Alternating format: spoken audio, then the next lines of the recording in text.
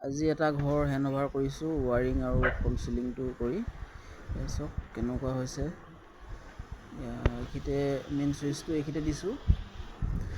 তাৰপিছত আপোনাৰ এখন বৰ্ড, এইকেইটা আণ্ডাৰগ্ৰাউণ্ড কৰা হৈছে, ফ্ৰণ্টৰ দুটা।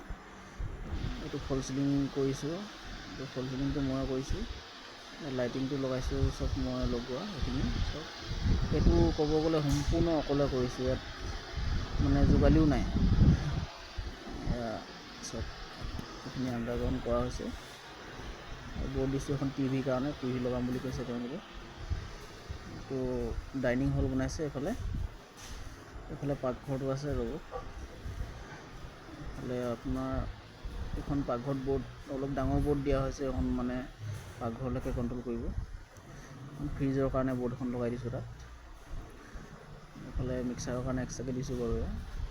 তাৰপিছত আপোনাৰ এইটো গোঁসাই ঘৰৰ কাৰণে ইয়াত বেছি হেৰি কৰা নাই, লাইট এটা দিয়া আছে আৰু এটা ৰাস্তা দৰ্জা মুখতে দি আছোঁ মানে। তাৰপৰা এইটো এটা বেডৰুম,